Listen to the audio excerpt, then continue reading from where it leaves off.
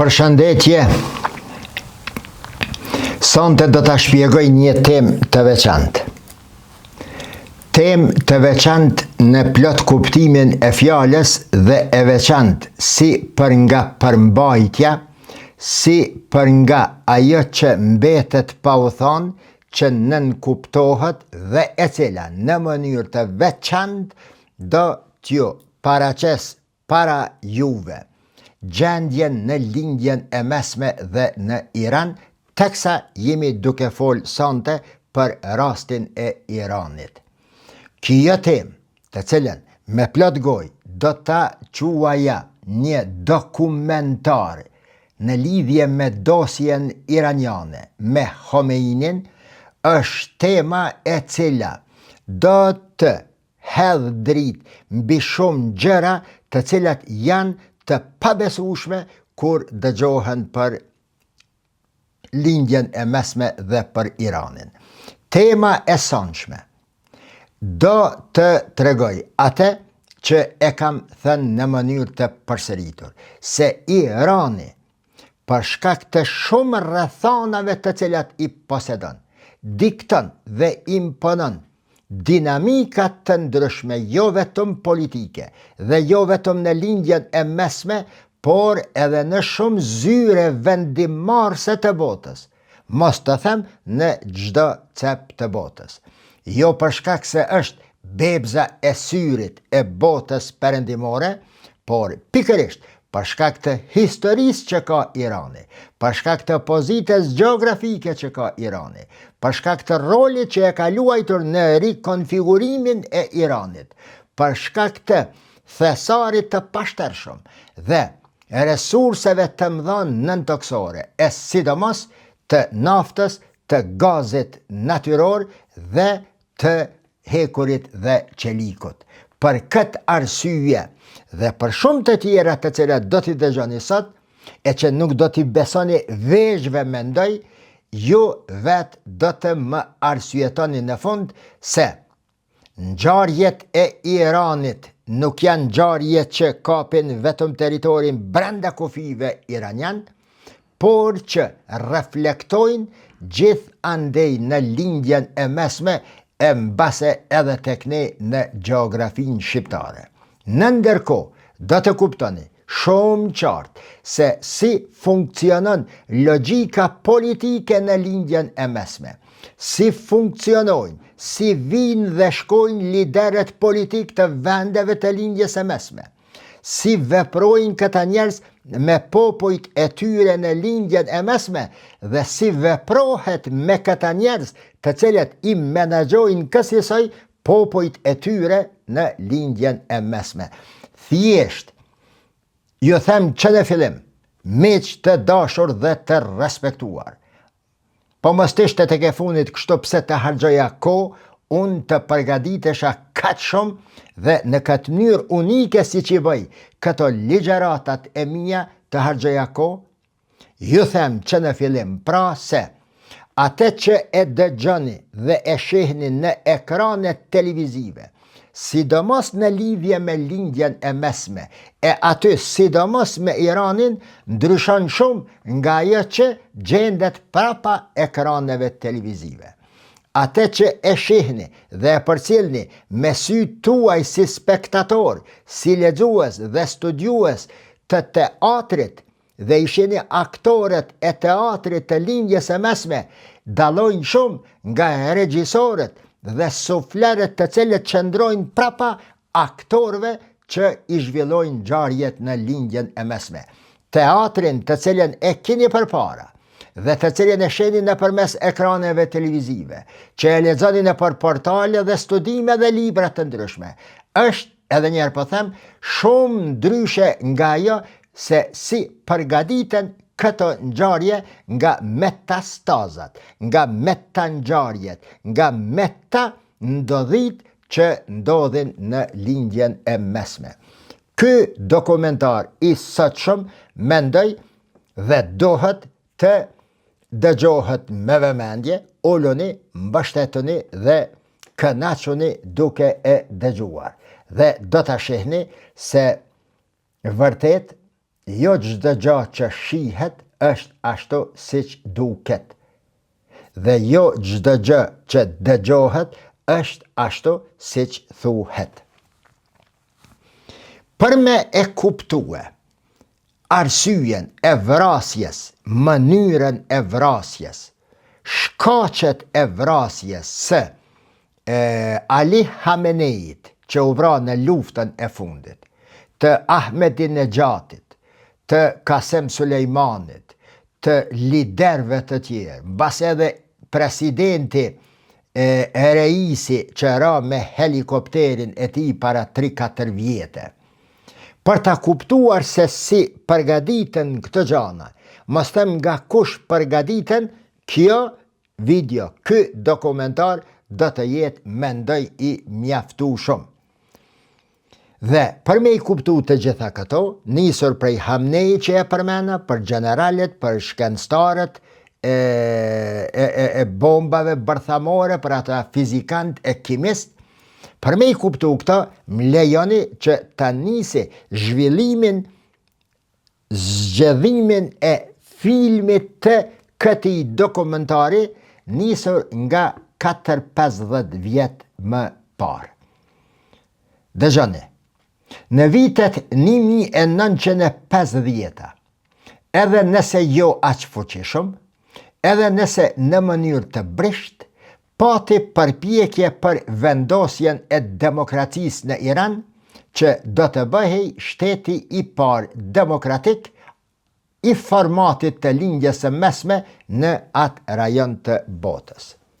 Në vitet 1950, në fillimet e tyre, jetonte Muhammed Mossadegh, i cili i fiton zgjedhjet e vitit 1951 dhe natyrisht emrohet, bëhet kryeministri i Iranit.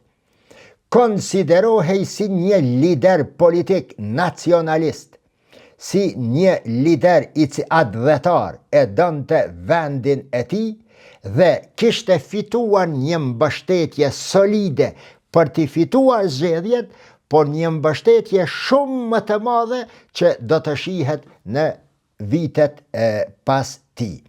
Muhammed Mossadeghu, i tillë siç ishte, posa ti fiton zgjedhjet, formon qeverin dhe hapin e parë që e merr. I merr nën kontroll apo i sekuestron, i konfiskon kompanit e huaja të naftës, ndërsa burimet e industrisë së naftës dhe çdo gjë që kishte të bënte me naftën i nacionalizon, i vë nën duart e shtetit të Iranit.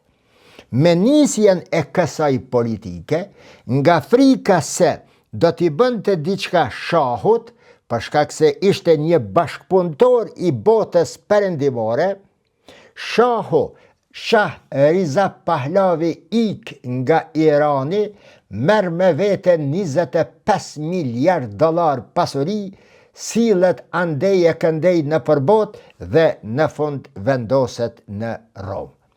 Babai i qëtij shahut, Shah Riza Pahlavit, edhe ai ishte shah.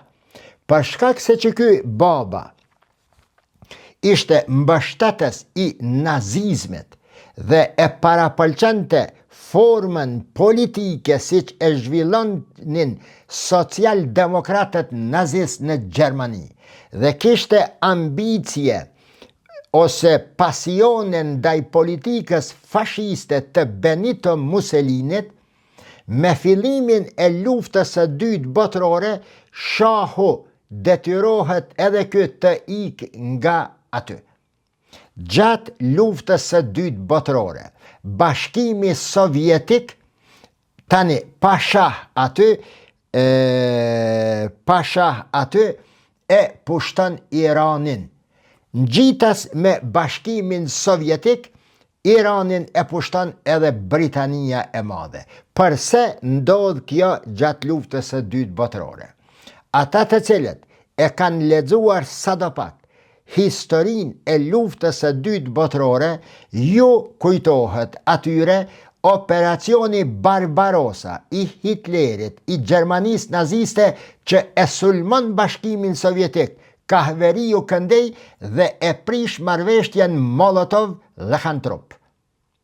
Me prishjen e marrëveshjes dhe me fillimin e operacionit Barbarossa kundër Bashkimit Sovjetik, në ndërkohë Bashkimi Sovjetik nuhat dhe e vërteton në bashkëpunim me Britanikët se Gjermania naziste, ushtria e saj po furnizohej me naftë nëpërmes hekurudhave që shkonin deri në Teheran, me cisterna dhe me materiale të tjera të cilat i nevojiteshin industrisë ushtarake të nazistëve, e sidomos me hekur, të them edhe me qelik.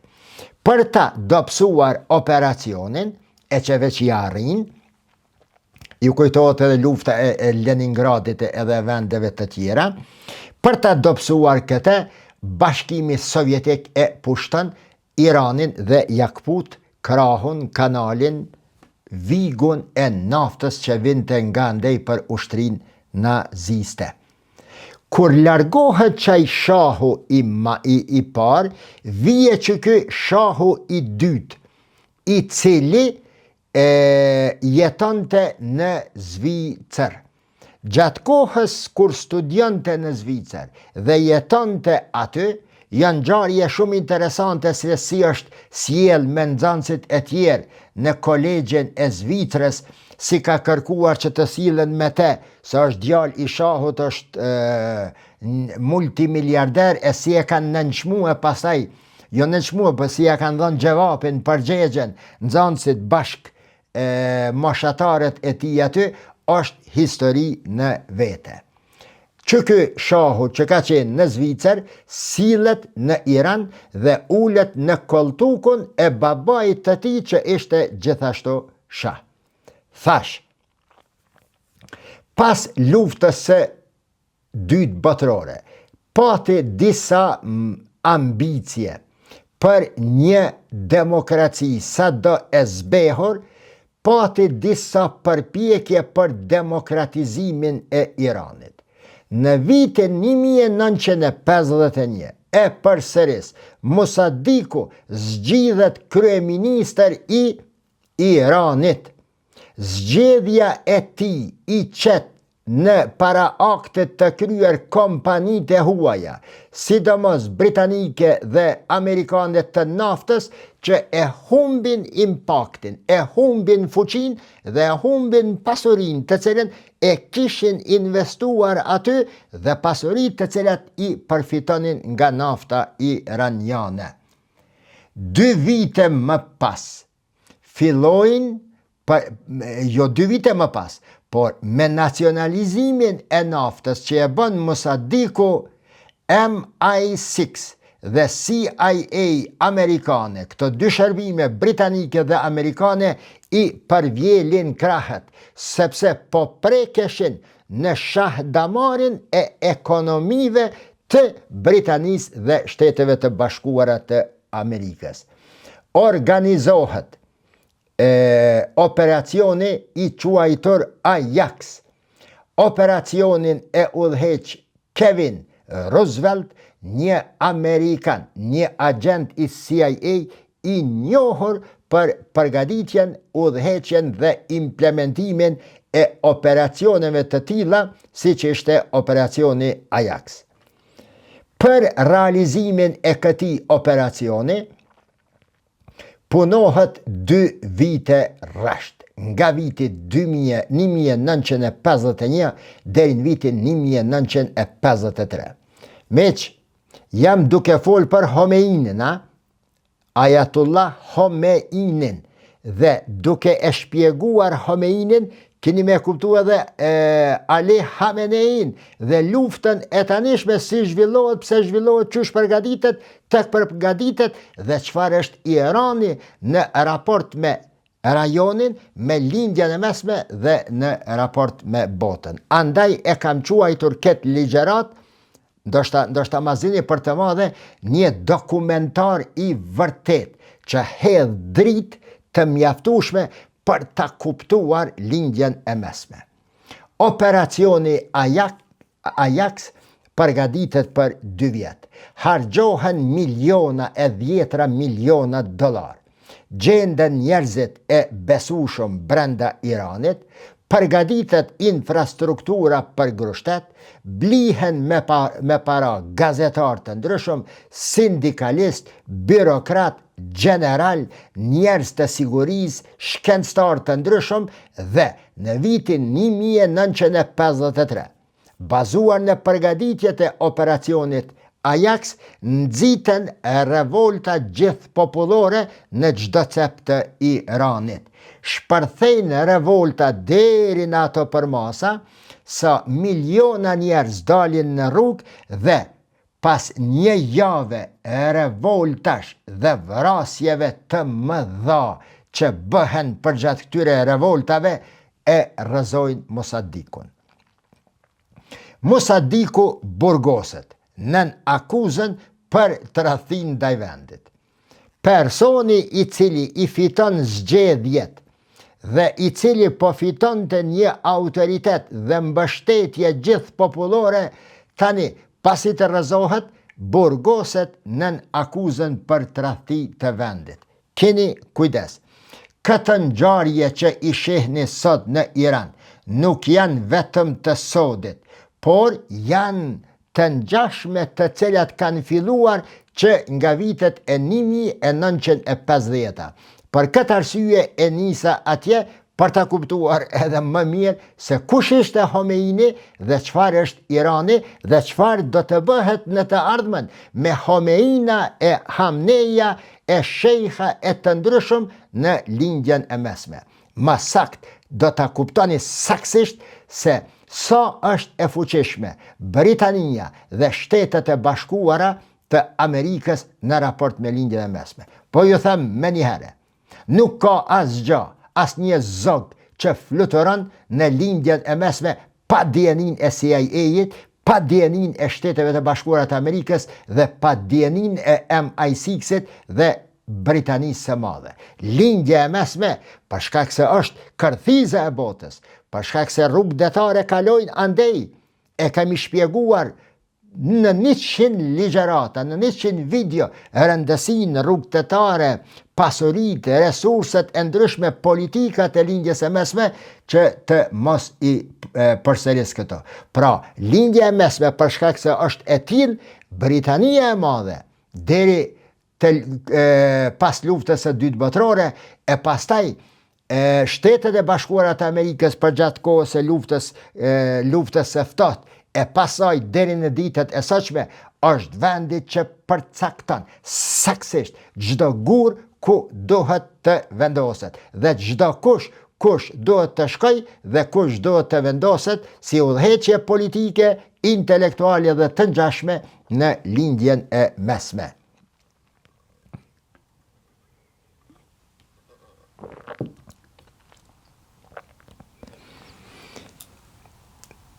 Në qëtë kohë, kur rrëzohet ky Mossadiku,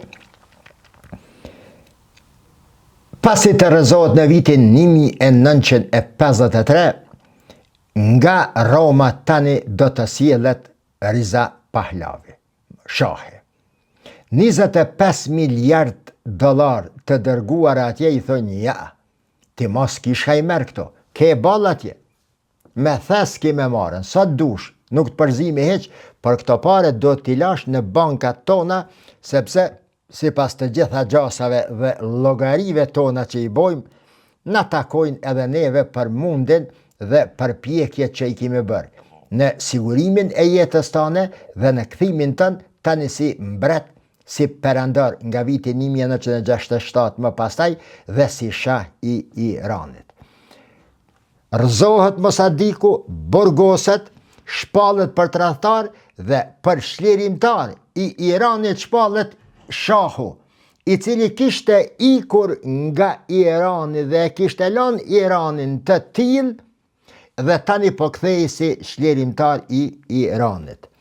Posa të ulet shahu tani në koltukun e udhëheqjes dhe kultukun e presidencës të shahit të mbretërisë, Sikur ai Mosadiku që i merr ato veprimet e veta, ky i merr dy vendimet e para kryesore. Një, shpërbërjen e parlamentit që ishte formuar nga zgjedhjet e vitit 1951 dhe e nënshkruan koncesionin me kompanit britanike dhe amerikane të naftës dhe i bën partner në naftën iraniane. Nga ajo kohë e deri në vitin 1979, kur vije Ayatollah Khomeini në pushtet, kompanit britanike dhe amerikane të naftës, sipas disa statistikave, kanë qenë aksionare pronare mbi 60% të naftës iraniane.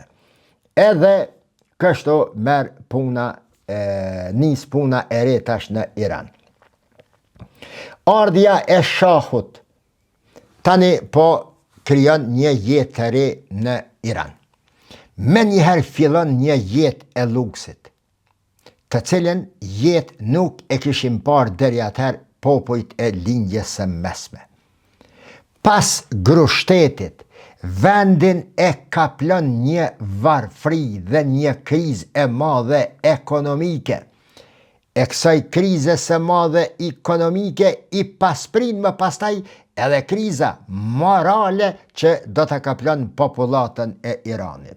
Shahu me jetën e tij luksoze, si asnjë lider tjetër i botës, me ari, me diamante, makuteri në pasuri dhe me çdo gjë që dëshironte ta shtinte në dorë nga pasuria e popullit të Iranit. Imagjinoni, miq të nderuar, shahu edhe kuzhinierët e pallatit mbretëror i sjell pej Parisit, i sjell edhe garsonët, edhe kamarierët, edhe njerëzit e tjerë që punojnë në restorane nga Parisi. Leje këto, fillon me aeroplan privat, të sjell edhe verrat dhe pijet alkoholike më të kushtueshme nga Franca e Parisi. Musafirët të cilët ishin në ato pallate mbretërore për çdo natë të lume, u shërbenin këta garson dhe këta kuzhinier dhe njerëz profesionalistë të restoraneve të sjellur nga Parisi.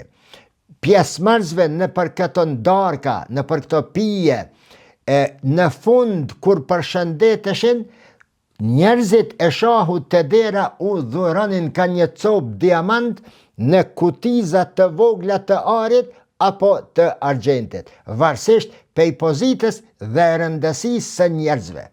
Filloi të lulëzoj kumarhania, bigjozi, prostitucioni në institucionet zyrtare të Teheranit të atëhershëm. Shahu kishte 600 makina luksoze.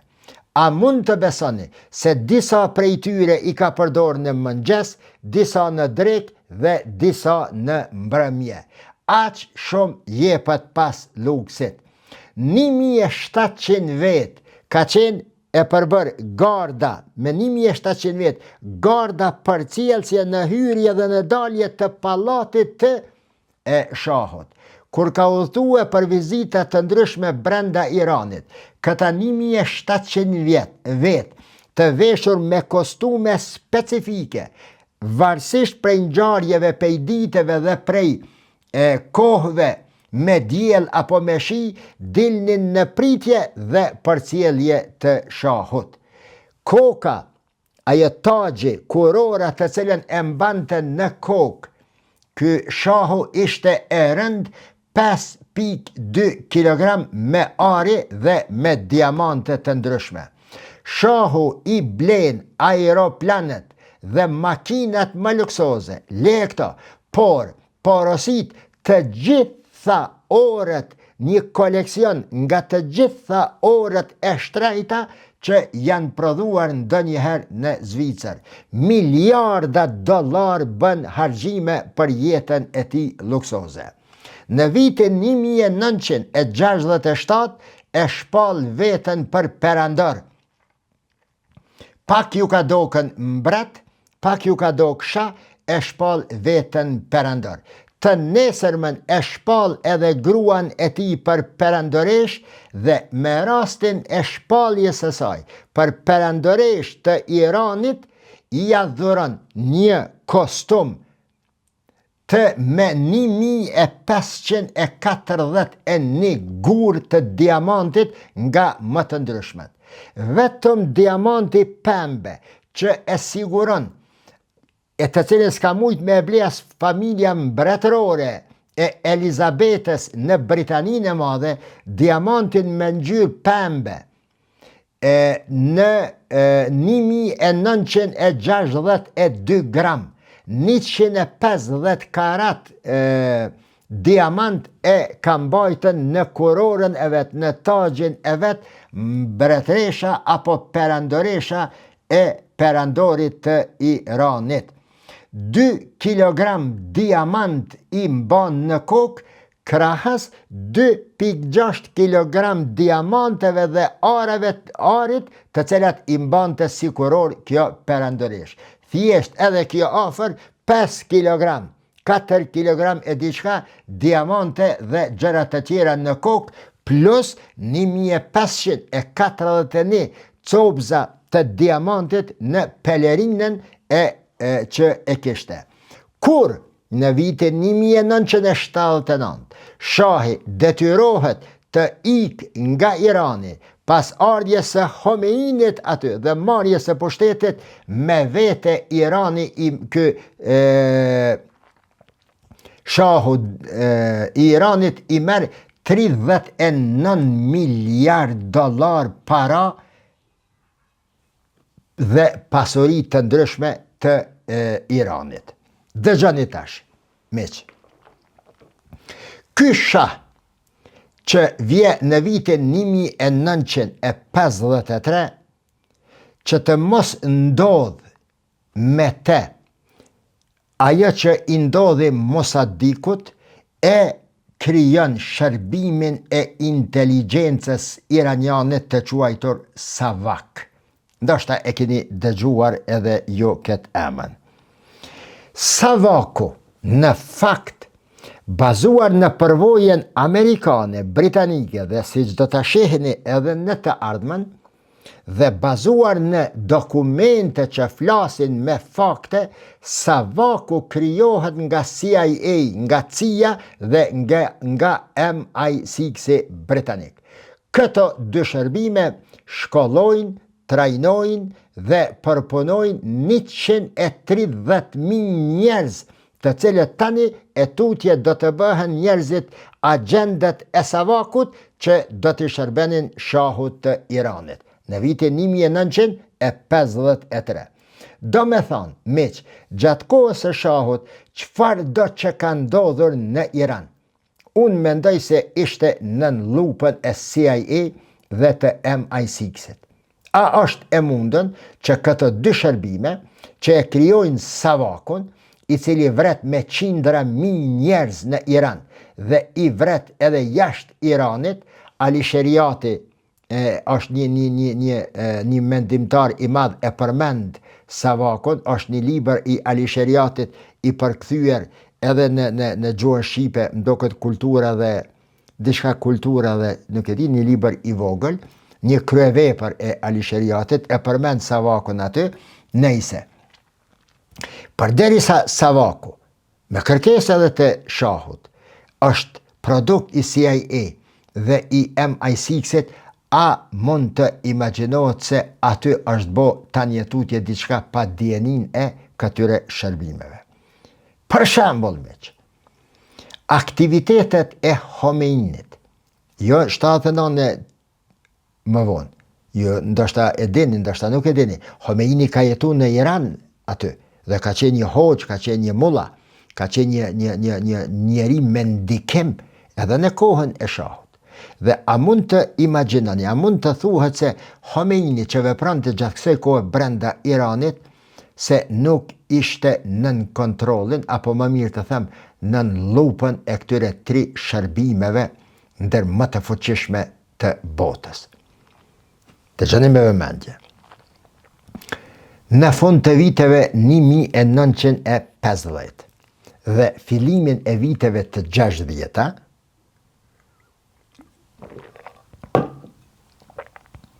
Mugullon paraqitet një emër i quajtur Khomeini. Platforma e këtij njeri, platforma fetaro-politike, ishte kundër monarkisë në Iran, pro ligjit të sheriatit. Mirë po, sa më shumë, jo mirë po, një krasim, sa më shumë që shahu bënte jetë super luksoze, larg interesimit me dertet, nevojat, problemet e popullit, autoriteti i Khomeinit aq më shumë ngritej përpjet. Sepse Khomeini me ligjëratat e tij po prekte në përfshatra dhe qytete të ndryshme ku nuk mund të shkonte ndikimi luksoz i shahut, i perandorit të Iranit, dhe atje dal nga dal dite më shumë po përfiton të zemra, po përfiton të njerëz të nevojshëm për bukë dhe për punë, dhe po i ushqente me ide islame sipas platformës së tij politiko-islame. Në vitet e 60-ta, në fillim të viteve të 60-ta, Khomeini vetë dhe nga dietarët e tjerë shiit që i kishte përreth në kolegjumin e vet, e shpall veten apo shpallet apo emrohet për Ayatullah. Ayatullah dënë të thëtë shenjë Zotit, ligji Zotit, fjale Zotit,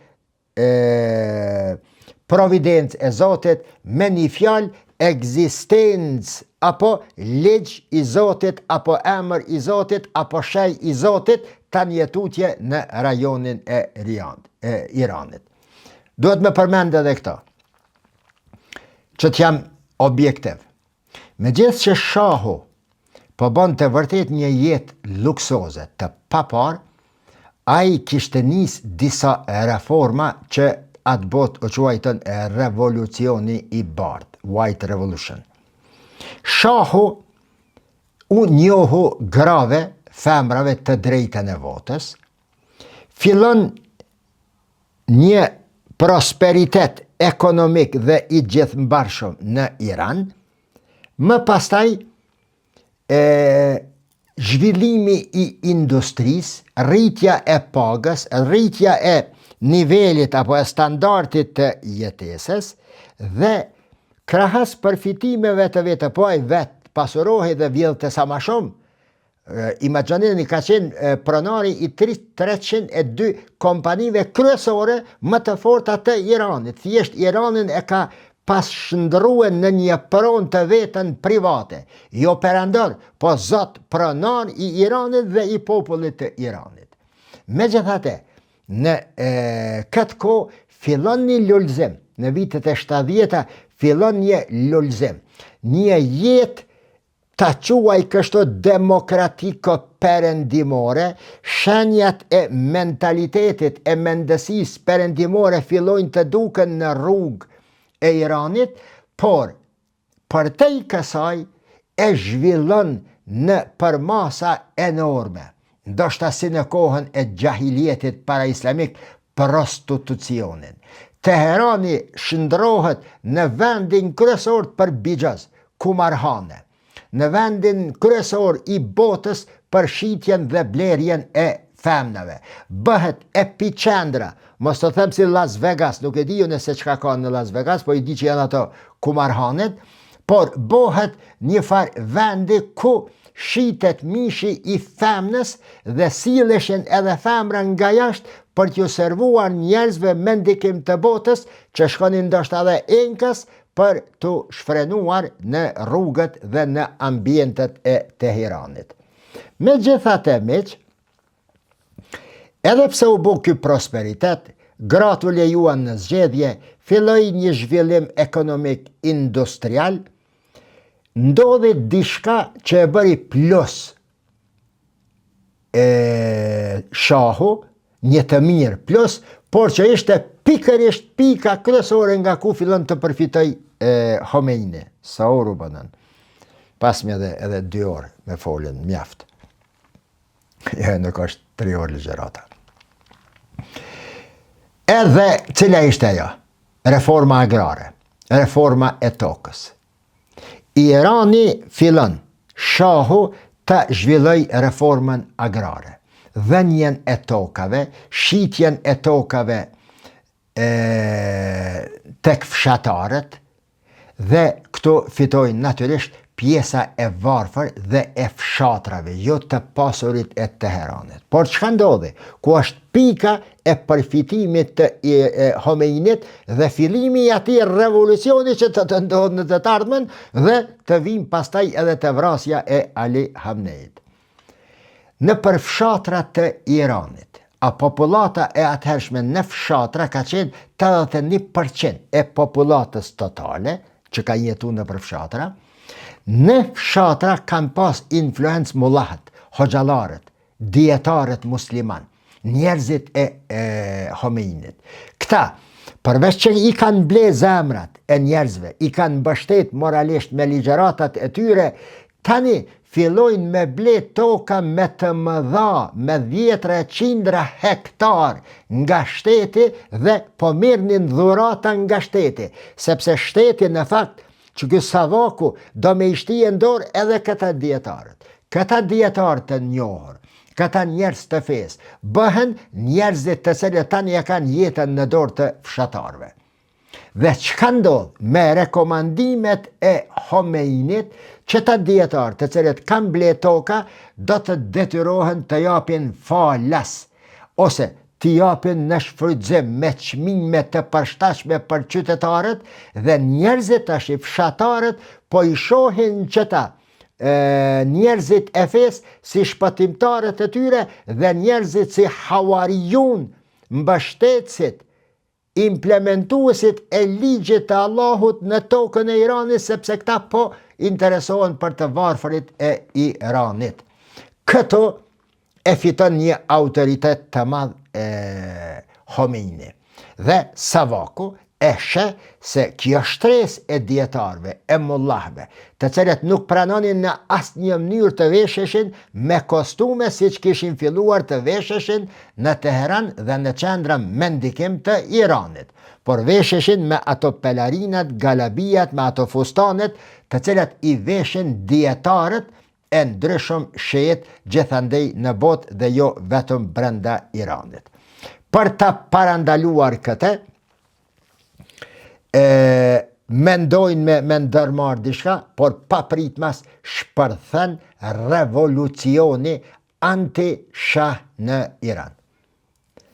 Dikush mund të thëtë, po kjo ngjarje, a mund të ketë ndodhur në kundërshtim apo pas syrit, larg syrit të Savakut, CIA edhe MI6-it? Jo vlerësojeni. Për shkak të rëndësisë e Iranit që ka, për shkak të pasurive të saj, o guxon të tronditet aty. Edhe diçka, unë e kam përmend edhe një herë përpara. Jo, Amerika e do këtë regjim, jo nuk e do këtë regjim, bile për të na folin, jo, kjo është kundër, jo, social-demokrat, jo, social, jo, majtis, jo. Amerikës nuk i interesant çfarë regjimenti, çfarë regjimi politik të ke mbrana. I interesant se çaj regjim që është bashkëpunëtor, jo bashkëpunëtor, pa është kooperues me administratën amerikane, a i cenon interesat amerikane në botë. Dhe kjo nuk është vetëm tani, por kjo ka qenë gjithmonë për gjatë gjithë historisë njerëzore. Mos me quma gjatë dhe mos me dalë për temës, Homeini arrestohet. Nden prapagrillave 1 vjet e gjysë. Dëgjoni tash, ngjarje dhe dokumentarin.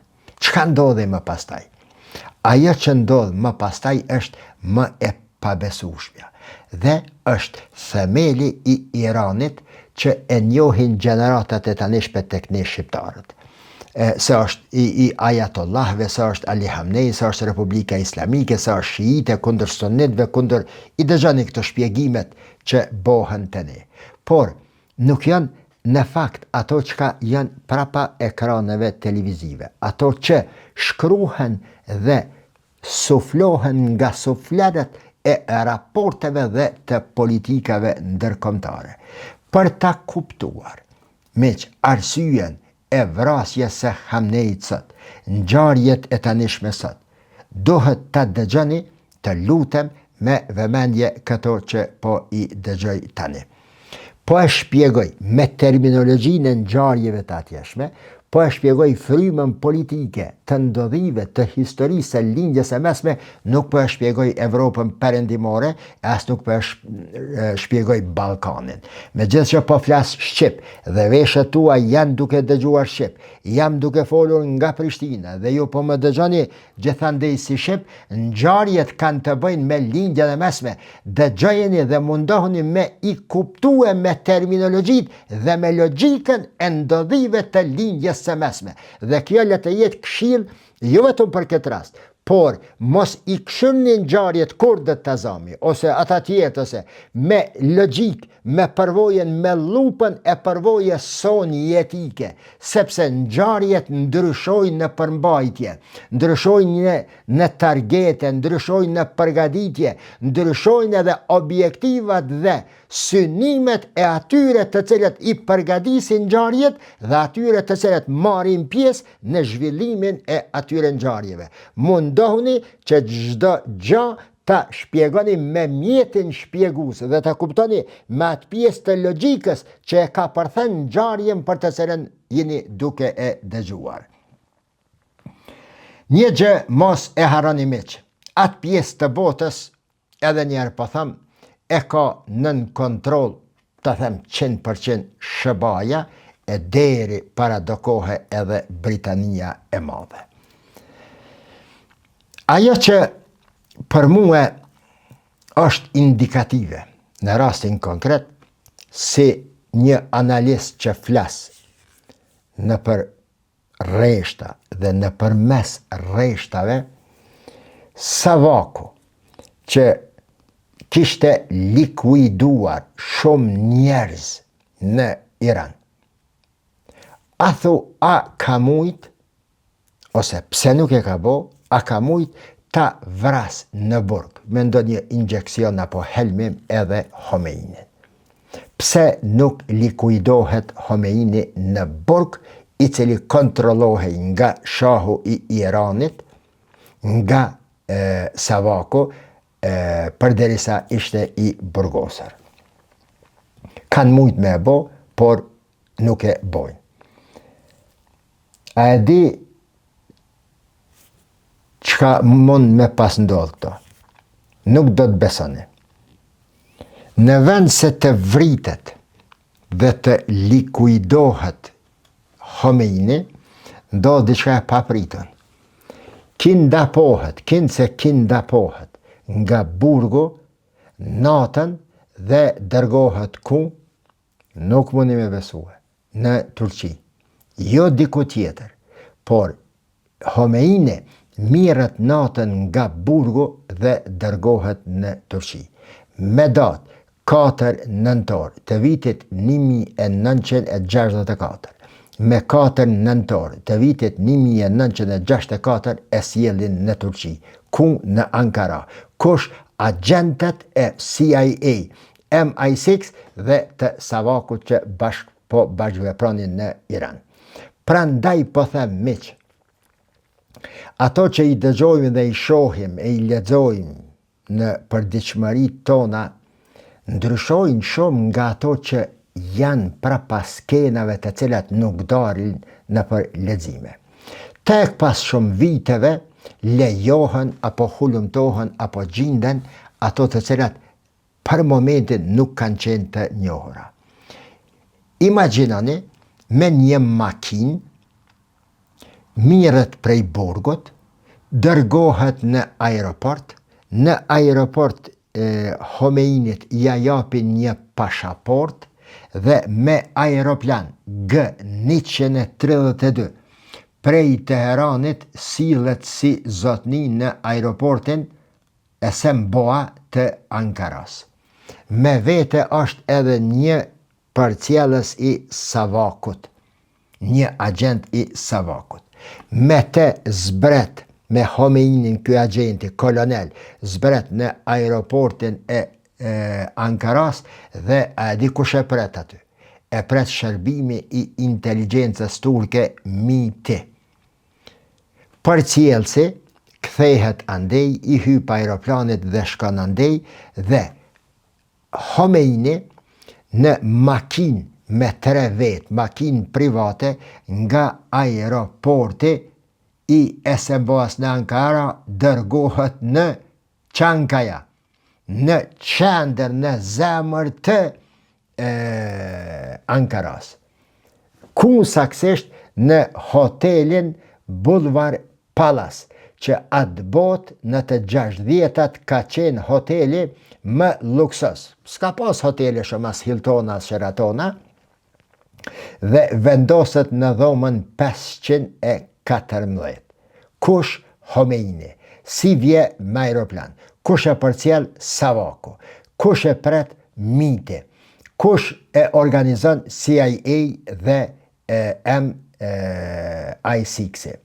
Meq, nuk po flas me tonën negative, ju shka doni mund të nxjerrni konspiracione, ky ka po del, ka po shkon qysh të eksene. Po e shpjegoj si funksionon lindja e mesme, në mënyrë që ju ta kuptoni edhe ma mirë, se kur e shihni një ngjarje, dine se nëse është rreth lindjes së mesme, ka diçka 100%. Kjo mund të ndodhë në çdo pjesë të botës, por sidomos me atë pjesë të botës, ka një organizëm që ndërvepron dhe ka një farë interaktiviteti të fshehtë që i përgadit këto ngjarje. Në atë ditë të vitit 1964, e dini kush ka qenë president i Turqisë? Ka qenë Xhemal Yükseli. Kush është kë? Ky ka qenë ushtarak i cili e organizon grushtetin e vitit 1964 në Turqi dhe e merr pastaj udhëheqjen e Turqisë dhe shpallët, veç shpallët e emrojnë për president të Turqisë. Kush ka qenë shef i MIT-it të Turqisë atëherë? Ka qenë Fuad Do dhe Ziad Selishin. 2 njerëzit kryesor. Që të 2 ushtarak. Kush është Fuad Do? Sipas leximeve të cilat ka qenë një njeri i cili ka qenë një ndër njerëzit më të afërt të CIA-s amerikane dhe njeri i cili ka krijuar urat më të fuqishme midis Shteteve të Bashkuara të Amerikës dhe kujna Turqisë. Në atë kohë, hoteli Boulevard Palace, si vendi më luksos, i cili ka qenë ball për ball në atë rrugës me këtë parlamentin e Turqisë, paraprakisht në vitin 1963 fillon restaurimi i hotelit, bëhet do restorane, një ndërtesë, sene, këndeje, andeje dhe bëhen disa kumarhane. Bigjoz me lujt aty, do restorane luksoze, në të cilin e kanë frekuentuar këtë vend vetëm njerëz eminent, gazetarë të shquar, deputetët e parlamentit, ministrat, presidenti, njerëz të cilët e kanë pas jetën politike të Turqisë në dorë dhe njerëz me ndikim nga gazetaria, mediat dhe nga ekonomia e Turqisë. Por, kush e ka financu rindërtimin, restaurimin e këtij hoteli? Shqeni si lidhen ngjarjet, Homeinin po flas. Pak kafe. Financimin e restaurimit të hotelit e bën Pan American Airways, kompania amerikane e aviacionit, kompania cila e bart flamurin e Amerikës në për aeroplanet e vet. Jo shteti i Turqisë, por Pan American. Kompania kryesore, atëherë më e madhja e botës e aviacionit. Ardhja e Homeinit, e shahit, i shpjegova atje, ardhja në këtë hotel, dhe të cilin hotel e financon Pan Amerikani. Hoteli si i tillë që është një vend shumë të ndjeshëm, frekuentohet me gazetar, nga gazetarët dhe sa kaq i bin në fije gazetarët se Khomeini është në dhomën 514 dhe fillojnë qka me hulumtue. Në ndërkohë Khomeini ja shkruan një letër djalit të tij nga hoteli, ja jep aty në njerëzve të cilët e kanë rujt aty dhe i shkruan se gjendet në Republikën Laike të cilën e ka themeluar Mustafa Kemal Ataturku dhe të cilën e urrej me shpirt. Në atë letër e shkruan përveç të tjerave edhe këtë fjali. Por po sillen me mua mirë, e këndej e andej dhe nuk e di detajet se përshka më kanë sjell mua në Turqi. Kur ja nisin gazetarët me u interesue për Khomeinin, miti duke mos dash të zbulohen gjurmët e kësaj përgatitje me CIA, MI6, Savakut dhe mitit të Turqisë, çka bën e marrin prej aty prej 514 Khomeinin dhe e dërgojnë në një banesë tjetër brenda Ankaras për me i hub gjurmët nga gazetarët. Sipas memoareve, a ju thash në fillim se i kam marak memoaret, ju porosisti lexoni memoaret, lexoni figurat me ndikim në botë që shkruajnë libra dhe për të cilët shkruajnë libra. Sepse kur e lexon një memoar, kur e lexon një jetë të një strategu, politikan, ekonomist, çfarë do qoftë, një njeri me ndikim, ti në fakt e lexon një epokë të historisë të kohës kur ai ka jetuar. Është shumë me rëndësi me i lexue këto gjana. Në memoaret që shkruhen më pastaj, do t'i përmendi pak më vonë, në qatë banesën ku jeton Khomeini, thuhet se përveç kohës kur është shërbye me ushqim, ka hangër, ka fjalë dreke dark, vazhdimisht ka lexu Kur'an, ka fal namaz dhe ka bo dua të Allahu i Madhreshëm.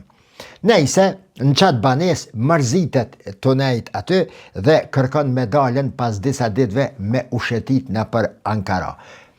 I vesin njerëz kompetent, përgjegjës, dhe ata i thojnë po, mënët medalën, por me kusht që këto kostumet e tua me i hek dhe me veshen pantolona, palto, kravat që për mos me ranë sy.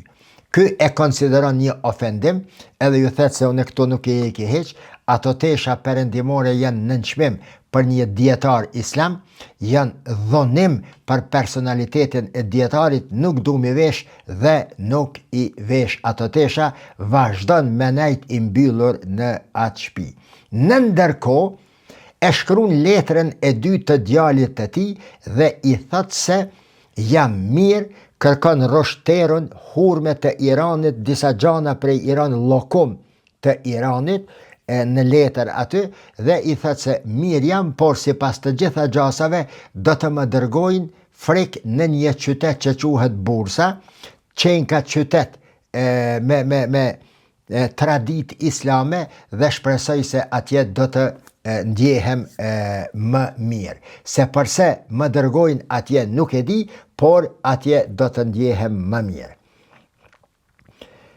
Meq, ju mund thuni ta pyesni tash derisa po më dëgjoni se ka po i marr këto informacione une.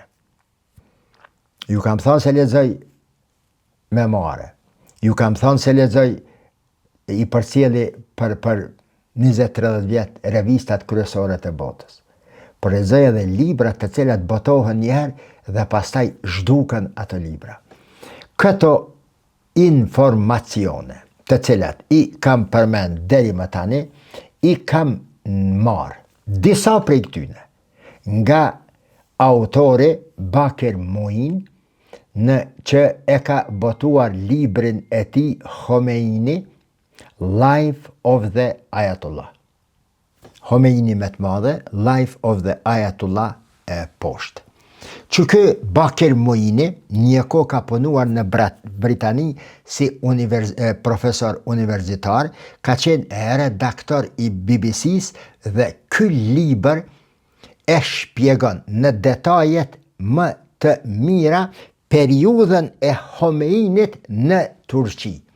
Se kush ja jep ati këto Savaku, apo MI6 apo CIA, unë nuk e di, por në librin e tij e përshkruan jetën e Homeinit në gjatë periudhës së qëndrimit në Turqi. Sipas asaj që shkruan Bakir Moini, Homeini thot se po jetonte tekstualisht në një republikë që e krijon Mustafa Kemal Atatürku dhe që kishte luftuar tan jetën për Iranin që të mos bëhet një republikë si Republika e Kemal Atatürkut. Pas do kohë, Homeinin e largojnë prej Ankaras edhe tani e bin në Bursa. Unë dajti kom në Bursa. Ku në Bursa? Në shtëpin e një koloneli të mitit që quhet Adin Çetiner. E vendosin aty. Pse në Bursa nuk dihet, por pse në shtëpinë e këtij koloneli, për shkak se ky e ka ditën edhe persishtën dhe kanë komunikue persisht. Vendoset në familjen e tij, në shtëpinë e tij, sipas asaj që shkruan edhe më tutje Bakir Moini, për ironi në një shtëpi tani po jetonte, e përshkruan në mënyrë shumë filozofike, një kolonel i mitit i një shteti laik që po promovonte laicizmin dhe sekularizmin në botën islame, me një lider fetar iranian që po dëshironte implementimin e sheriatit, përhapjen e sheriatit dhe për ta luftuar luftën, për ta luftuar regjimin e sekularist dhe laicist të Turqisë. Dy pole të kundërta tani po jetojnë në një shtëpi, e përshkruan Bakir Moini. Një përballje kulturash.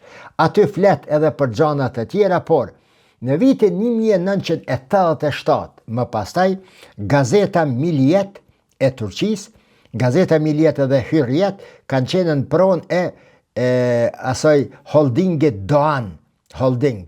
Doğan një miliarder i Turqisë, i cili e ka rrotullu dhe ka bë grushtete dhe ka bashkëpunu me ushtrinë për organizimin e grushteteve, nxitjen e popullit dhe të ushtrisë kundër partive, kundër liderëve të ndryshëm, e së fundmi edhe kundër Erbakanit.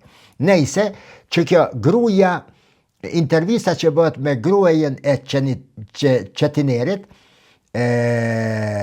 Melihat Çetiner, ajo e përshkruan jetën aty, se si Homeini nuk ka dëshiruar me ndajt, se si ka kërkuar nga ajo me vnu shami kur i del përpara, s'ka dasht me u ulën me një sofër, pastaj me kalimin e kohës pranon se detyrohet, pastaj në një kohë kur e sheh se Homeini po vuan për shkak se kjo po he me shami, pa shami aty, vendos me vnu shamien për hir të tij, por që vajza e tyne e Melihatit edhe këtij kolonelit nuk pranon me vnu e shami sa t'janë të hangër buk. Jeton në Bursa fillon një jetë më e mirë për Homeinin, e lejojnë me dal ka njerë të Ulu Xhamia në për vendet të ndryshme, por tani Homeini pranon që të veshet me kostume për të mos rënë në synin e njerëzve. Në Ankara nuk e pranon, po fillon me u adaptu kapak me jetën turke. Me kalimin e kohës, që të në Bursa, po del ky njeri, po vje, edhe kojshit interesohen aty se kush është ky njeri dhe merren vesh shërbimi aty, familja, me thonë se është vjehri i këtina kolonelit, se ka ardhen të qika vet edhe ka me jetue do ko. Në ndërkohë e qojnë edhe në Stamboll, dhe në Stamboll, pas disa her vizitave, e qojnë edhe në plazhën e Florias, që më pastaj Homeini në një intervistë të tij edhe vet e thot, po e thot edhe kjo në intervistë në vitin 1987 se Khomeini për herë të parë në jetën e tij hë në deti në kohën kur ka jetuar në bursa të Turqisë. Ta marrë një qëndrim ma të rehatshëm. Në ndërkohë, prej bursës e dërgojnë edhe në Izmir, në për ato kafehane bile thuhet se tani përderisa nuk pranonte në bursa në Stamboll me hyje në kafe, në restorane ku shitet alkoholi, atëherë alkoholi është shiten si ujë në Turqi, në çdo restoran ke pasën, aty ku kanë dashur me shtije, ky Khomeini kur e çoi në një restoran në Buzdetit në Izmir, atje pranon me hyje edhe me dëgjue, me darkue edhe dëgjon e muzik edhe aty ku ka pasën alkohol. Khomeini në bursa jeton rrafsh 19 muaj e 27 ditë. Pastaj, nën kontrollin e CIA e marrin Khomeinin edhe e çojnë, po bisi shkurt, e çojnë ku në Irak. Prej Irakut qohet Khomeini në Francë. A jeni të kuptue me çka jam të shpjegua? Tash prej Francës shkon në Iran. Savaku miq është ai që i ka organizuar groshtetin Shahut. Savaku është ai që i ka organizuar groshtetin kundër Shahut. Shahu tash, që ky Savaki shka e krija i Shahu. Tash që ky Savaki po i bën grushtet Shahut. Shahu ik në Egjipt dhe prej Egjiptit në Shtetet e Bashkuara të Amerikës. Ndërsa Khomeini në këtë kohë nga Franca kthehet si një çlirimtar i kujt? I Iranit. Shiqa historitë e përsëritura. Prej para luftës së dytë botërore, prej luftës së parë, shkon njëri hajde tjetri, shkon njëri hajde tjetri, krejt në ndikimin e fuqive të mëdha, të cilat përcaktojnë dinamikat dhe interesat bilaterale me lindjen e mesme. Derisa ishte në Turqi, Khomeini ishte nën kontrollin e mitit, kur shkon në Paris është nën kontrollin, nën vëzhgimin e shërbimit sekret të Francës. Pastaj shkon nga Franca në Iran me grushtetin, pas grushtetit apo në kohën e grushtetit që Savaku, shërbimi sekret i Iranit që krijohet nga MI6 dhe CIA që e rrezon Iranin, këtë Shahun. Si kishit mi lexuar jo këtë ngjarje? Si po u zhvilloi kanë këtë ngjarje? Njeri i këtyne, apo ky po përfiton nga përfitimet e atyre. Njeri i cili ka mashtru këta dhe i ka bo pastaj ato që i ka bo. Si po renditen këto figura në tablën e shahit të lindjes së mesme. Andaj miq, thash se kjo video është një dokumentar. Andaj thash se unë po flas për lindjen e mesme. Po flas për operacionin Ajax që e rrezoi Mossadikun, i njëjti shërbim e rrezon edhe Shahun, i njëjti që ishte kujdesur për Khomeinin në Turqi, në Francë, i njëjti që e sjell në Irak e pastaj andej e këndej në Turqi e në Iran, dhe i njëjti është ende funksional që e fusin më pastaj në luft Iranin me Irakun, i thojnë Irakut mshoj Iranit, sepse dohen harxhime aty dhe dohet kontrole, dhe i njëjti është ai i cili tani po ballafaqohet me vendimet e Khomeinit pas vitit 1979 me nacionalizimin e burimeve dhe industrisë së naftës. I njëjti sistem i Ajax tani është që po bombardon regjimin e Iranit për ta shpëtuar popullin e Iranit nga regjimi të cilin e spjegova deri më tani. Pyetjet që duhet shtruar në fund të kësaj video, që po du me ishtruhe, dhe të cilat mbesin pa përgjigje, e ju ndishe me i dhanë përgjigje jepni, janë mesavian.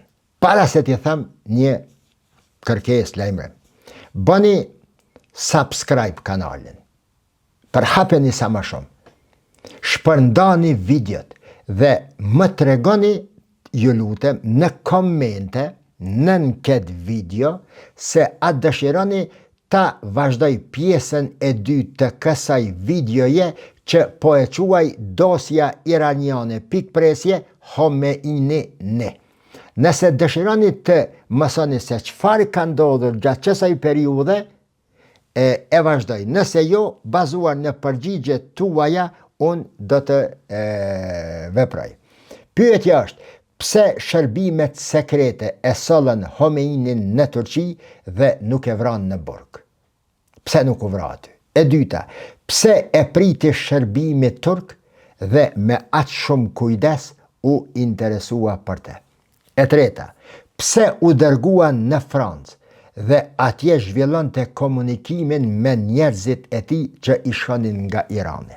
Harrova me përmen, sa u konë në Stamboll, sa u konë në Bursa, e që shojken Stamboll e Izmir, kur janisin ata kojshit me vetë kusho kë, detyrohen me e marë për atyhet dhe që këtë qetineri miti e bën e merë një vend me qira, një oborë me 2 shtëpia. Në njënën shtëpi është Khomeini, në njënën është qetineri me qike me gru. Amo nën kontrol aty, natyrisht. Kur vendoset në qatë shtëpien e pavarur Khomeini dhe jeton vetë, janisin veç me ardhë njerëz e delegacione nga Irani për të komunikuar me Khomeinin aty.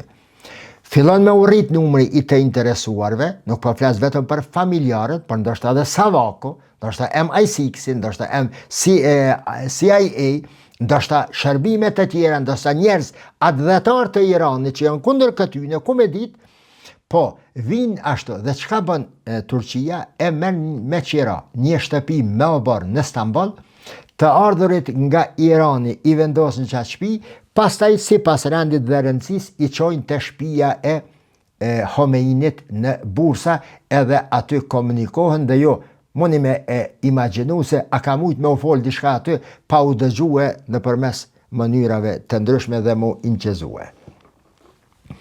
Si ishte e mundur që një Khomein i këtil në luftën irako-iraniane ta furnizonte me armë Daniel Ortega i Nicaraguas. E dimna që kemi jetu në ish Jugoslavia dhe në Kosovë, shumë e kemi dëgjue Daniel Ortega, na? E dini rastin e ti me CIA-n e me Amerikën e mëse.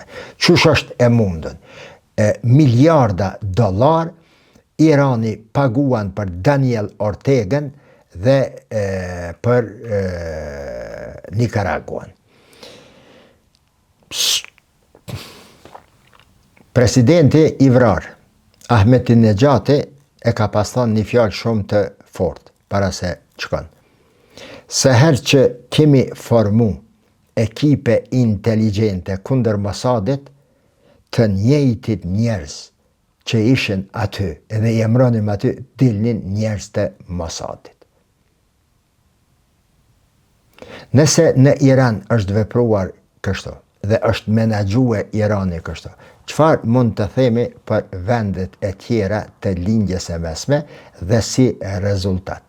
Çfarë mund të bëhet diçka në lindjen e mesme jashtë objektivave dhe programeve dhe platformës politike të kësaj bote me këto dinamikat që po jetojmë sot? Një pyetje tjetër, ku kanë qenë, ku kanë nejt njerëzit e Savakut, me çfarë janë marrë gjatë kohës së Ayatollah Khomeinit e deri te vrasja e Ali Hamneit. Ata 100.000, jenë bon ashta 200.000, 300.000. Mu likvidu, si janë likvidu krejt. Çfarë pune kanë krye ata në Iran? Edhe njëherë dhe për fund. Ata që e shohin në televizion diçka, Dhe ajo që është prapa televizionit dallon dhe ka dallime shumë të mëdha mes tyre.